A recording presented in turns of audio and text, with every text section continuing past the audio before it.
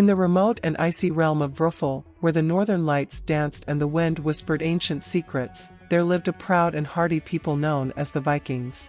They were a fierce and warlike race, skilled in the arts of hunting and battle.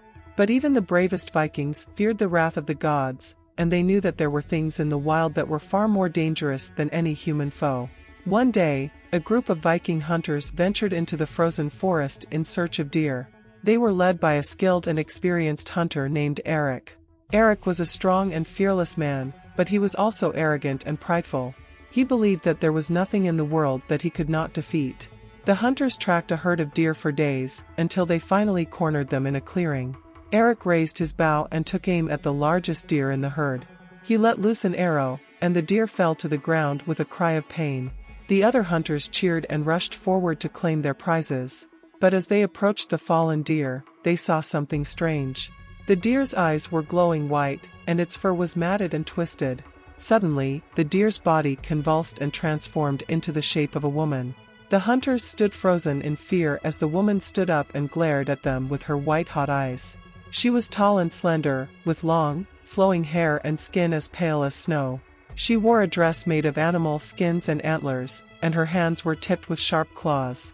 "You have hunted my kind for too long," the woman said in a voice that was like ice. "Now, you will pay the price." The woman raised her hands and cast a spell. The hunters screamed in agony as their bodies began to twist and contort.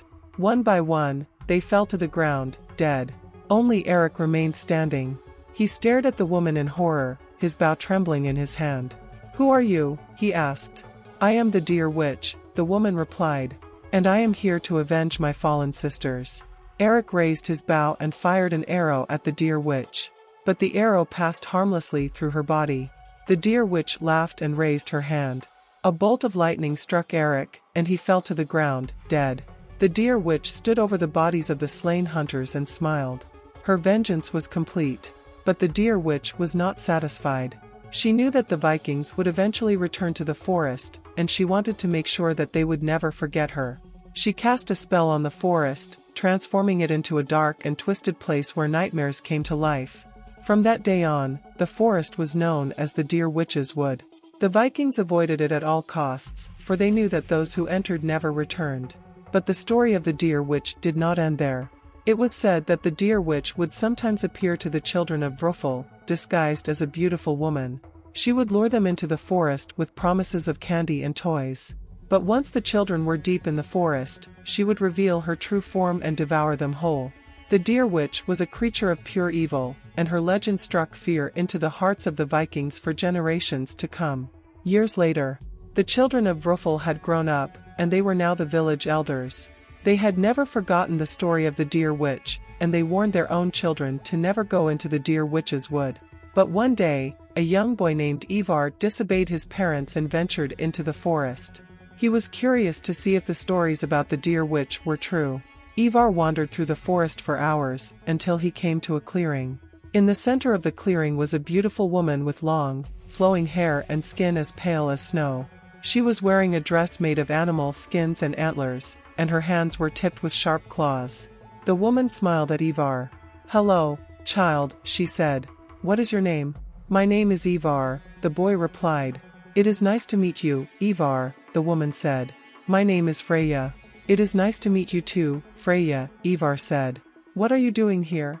"I am waiting for someone," Freya replied. "Someone who is lost and alone." Ivar looked around the clearing. "I don't see anyone else here," he said. "That's because they are not here yet," Freya said. "But they will come." Ivar felt a chill run down his spine. He sensed that something was wrong, but he didn't know what. Ivar took a step back. "I think I should go now," he said. "Don't be afraid, Ivar," Freya said. "I won't hurt you." Ivar shook his head. "I have to go," he said. Ivar turned and ran back into the forest. He didn't dare look back. Ivar ran for what felt like hours, until he finally reached the edge of the forest.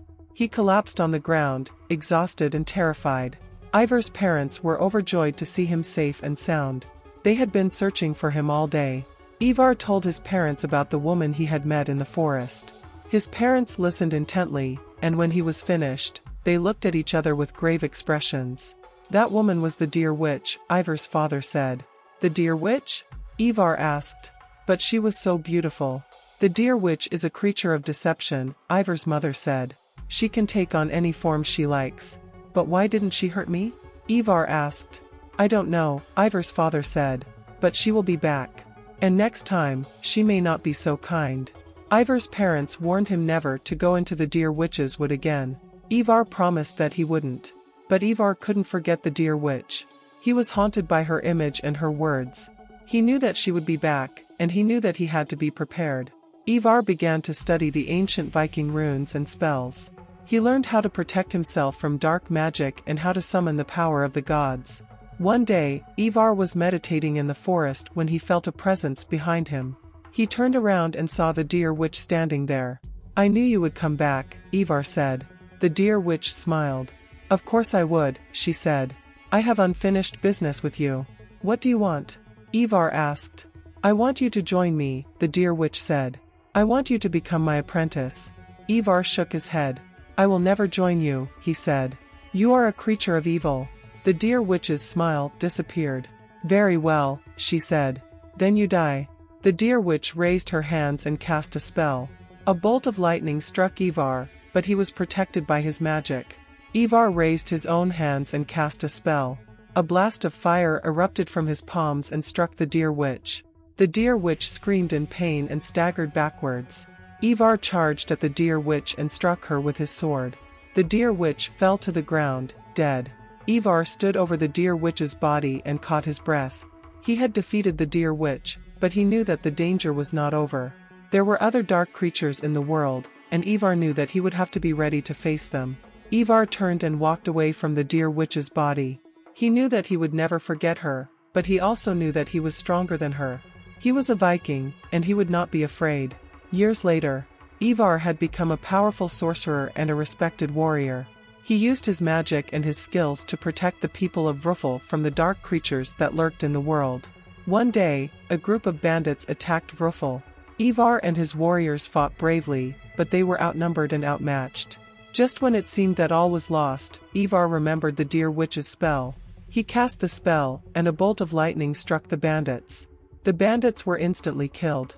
Ivar and his warriors were victorious, but Ivar knew that the danger was not over. There would always be those who sought to harm the people of Vrufel, but Ivar was ready for them.